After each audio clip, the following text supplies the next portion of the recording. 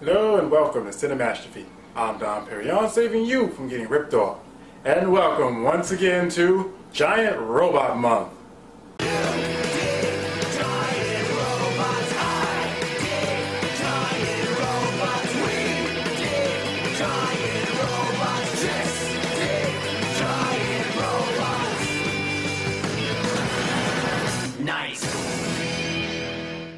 Today we continue our journey through the fascinating world of Michael Bay's Transformers with Transformers 2: Revenge of the Fallen. Yes, the most controversial of the three films and probably the most controversial movie in Michael Bay's career because of the outrageous outflow of racism and prejudiceness mostly surrounding these two. I mean, don't get me wrong, there was a lot of other racist and stereotype complaints, but most of it was...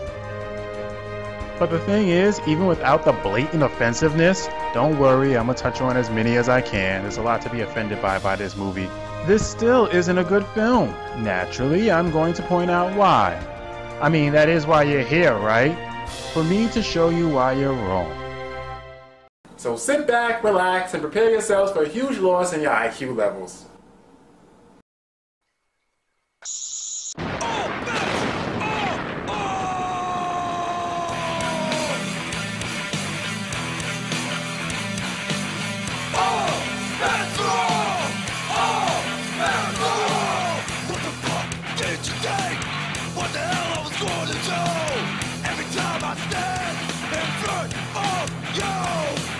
So you don't have disrespect.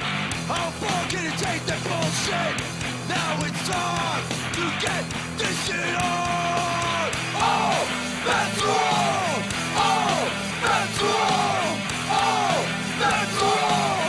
Oh, that's wrong.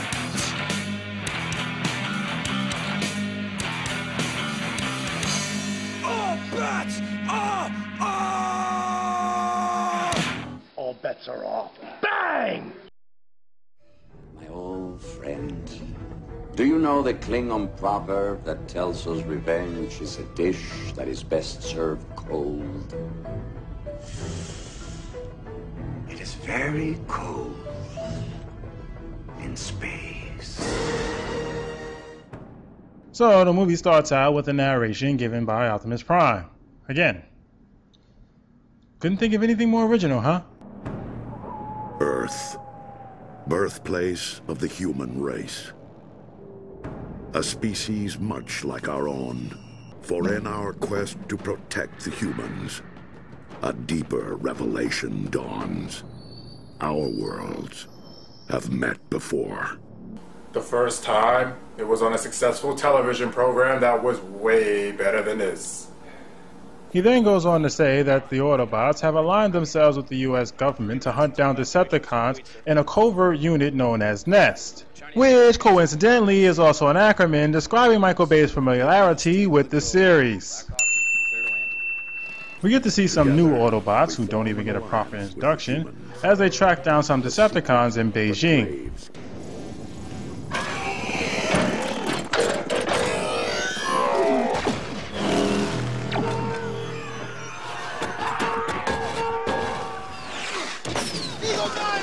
So after an action sequence filled with lots of explosions, some really stupid comedy,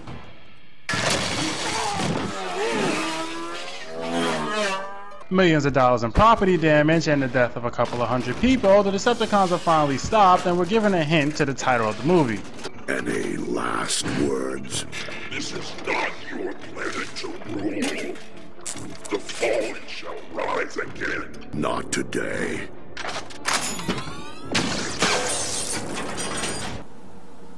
Jesus Christ, Prime! What the hell happened to the reluctant warrior? Even when Sam killed Megatron in the first movie, you showed some type of remorse, but now it's take no prisoners, blast them away! What did they do, replace your programming with the Frank Castle personality? This transitions to the world's most annoying family, the Witwickies, where we see Sam getting ready for college. You know, if that meant he wasn't going to be in this movie, I might actually be excited about that. Slow down, Dad. Why are you in such a hurry to get rid of me, huh? Did you rent the room out? No, I got other ideas for your room. Please don't say pleasure room, please don't say pleasure room, please don't say pleasure room, please don't say pleasure room. That rhymes with home theater. Oh, thank God. I was so sure I was gonna have to lobotomize myself. While on the phone with Michaela, played once again by Megan Fox, he finds a piece of the cube on the shirt that he wore in the last movie. So he hasn't washed his clothes in 2 years? Ew. After the cube shard whammies him, he drops it, and it burns his way down to the kitchen where it brings all the electronics to life.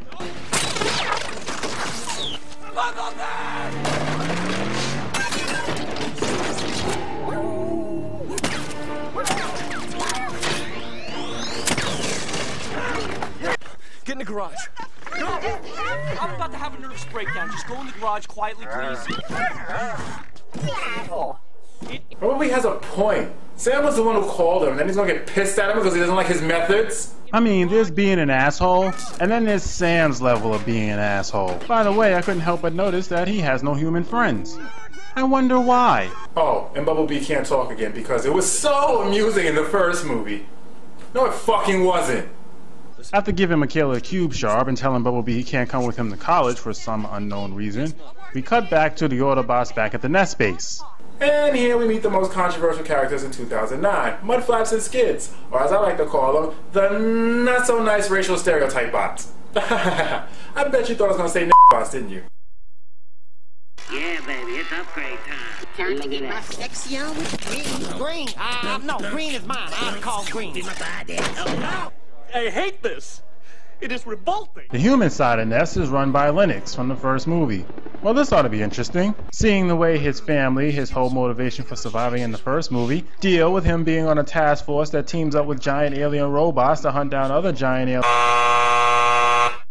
They're paid a visit by director McDouchington, whose only purpose in the movie is to make the audience hate him more than Sam. Sorry, Michael. Sam is still worse. Because of the mess in Shanghai and the recent increase in Decepticon activity, McDouchington comes up with a theory that the Decepticons are still on Earth to hunt the Autobots, even though there is no lick of evidence remotely pointing in that direction. Yeah, the writers just pulled that out of their ass. During a bitch rant, McDouchington gives away the location of a shard piece that the government kept, and the location of Megatron, which is overheard by a Decepticon named Soundwave, who is a giant satellite hacked into their satellite. So let me ask, if we ultimately conclude that our national security is best served by denying you further asylum on our planet, will you leave? You know, the US doesn't own the whole planet, Michael. I'm pretty sure the other countries would like a say in the matter, especially China. But enough of that, it's time for another bad rendition of Boy Meets World. Sam's parents drops him off at his college, which is Xavier School for the Giftedly Annoying, I don't know, where he meets his roommate Leo, which I have to give the movie credit for. He is one of the few characters that isn't racially stereotyped. Apparently, Leo runs a website dedicated to alien sightings, particularly the Transformers, complete with its own rival called Robo Warrior. Leo, we got some brand new Shanghai vid. Post it, baby. Go, go, go. Did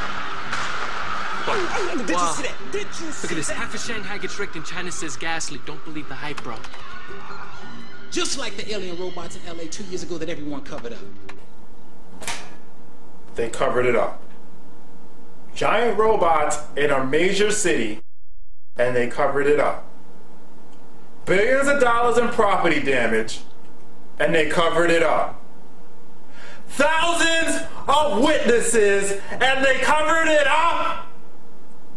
Okay. Now, rather than ignoring these guys completely or calling the government expressing his concerns about the three, Sam acts like a complete spaz. And she was like, looks fake to me. Dude, it's not fake. Look, it's fake. Anybody could do it on any computer, okay? And I wasn't there. So I can't comment or speculate. Seriously, dude, just call the government. They're able to quiet thousands of people in Los Angeles. What are 3 college students? How did they manage to quiet all those people anyway? May I have your attention, please? Speaking of spazzes, Sam's mother comes in high on pop brownies. Thanks for that. Bake sale for the environment that those boys are having. You know, you don't often see white boys with the dreadlock. It's my cheat day. I can eat what I want. I'm gonna freak out. Please do something right now, Dad. Please do something right now. Wait, you want here? I can eat all the freaking brownies I want. Yeah, because we all know that's what happens when you smoke pot, right? It gives you all sorts of energy and makes you hyper and everything fun. In fact, I think I'm gonna smoke some right now. It's sure to make this review better.